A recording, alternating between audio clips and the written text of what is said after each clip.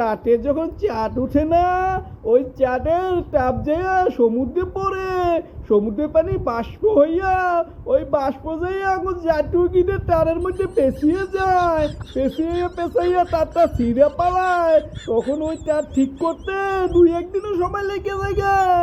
এই জন্য লোডশেডিং হয়। প্রিয় দেশবাসী ভাই ও বোনেরা, আপনারা দেখেন আমি কত সৎমান, কত নিষ্ঠাবান একজন নেতা। আপনারা বৃষ্টিতে কষ্ট করবেন এটা আমার সহ্য হয় না, এই জন্য আমার উপর থেকে চান্ডিনা আমি সরাই দিছি। আমি বিজ্জাই বক্তব্য দিব। আমি এখানে এসেছিলাম কিছু জ্ঞানমূলক কথা বলতাম, কিছু শিখাইতাম, কিন্তু আমি আসার পরেই শুনতাছি আপনারা ফিস করে কইতাছেন বিদ্যুৎ থাকে না, গ্যাস থাকে না, কিছুই থাকে না, এই মন্ত্রী কি করব? শোনেন, কান খুললে শোনেন, আজকে আপনারা আমি যেই কথা কমু কেউই এই কথা কইব না। কেন বিদ্যুৎ থাকে না, কেন গ্যাস থাকে না, আমার কাছ থেকে শুনেন আজকে। আপনারা সকলে মনে করেন আঙ্গুতে বিদ্যুৎ নাই, গ্যাস নাই, কারণ আঙ্গুতে টাকা নাই, গ্যাস চালাইতে পারি না, তাই দিতে পারি না। শোনেন, আঙ্গু কাছে বিদ্যুতের কোনো অভাব নাই। কেন বিদ্যুৎ থাকে না? তাহলে এটাই তো আপনাদের প্রশ্ন। আমি গবেষণা করে দেখছি, রাতে যখন চাঁদ উঠে না, ওই চাঁদের তাপ যাইয়া সমুদ্রে পড়ে, সমুদ্রের পানি বাষ্প হইয়া, ওই বাষ্প যাইয়া আগুন জাটু কিনে তারের মধ্যে পেঁচিয়ে যায়, পেঁচিয়ে পেঁচাইয়া তারটা ছিঁড়ে পালায়, তখন ওই তার ঠিক করতে 2-1 দিনও সময় লেগে যায়। এই জন্য লোডশেডিং হয়। আঙ্গু কিন্তু বিদ্যুতের অভাব নাই কে।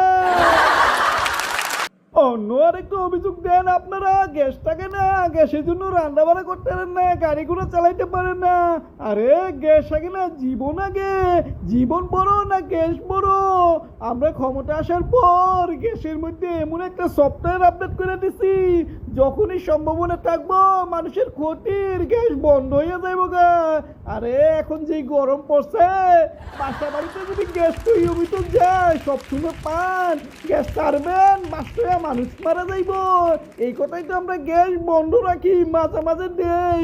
এটা সফটওয়্যার, এটা কিন্তু গাঙ্গ কৌশল, মানুষ বাঁচানোর কৌশল। স্যার মানুষ হাসাহাসি করতেছে, অন্য বিষয় এই বন্ধুরা, আপনারা অনেকে দেখতেছি হাসাহাসি করতেছেন, আপনারা কিন্তু সঠিক তথ্য জানেন না।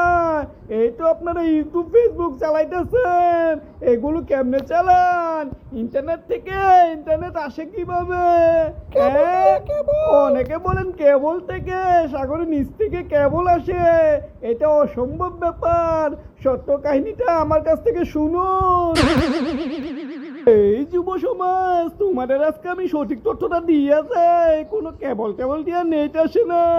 নেট আসে মহাকাশ থেকে কালো গ্রহ শিয়াইয়া কবুতরের পাখার উপর পড়ে। কবুতর যখন পাখা লড়ায় তখন নেট ছড়ায়। এই জন্যই তো আমি গবেষণা করে বার করছি, 1 লক্ষ কবুতর যদি বাংলাদেশে ছাড়া হয়, তাহলে আমরা 5G আওতায় চলে যাবো। পাগল রে, কেন না তা বানাইছে রে?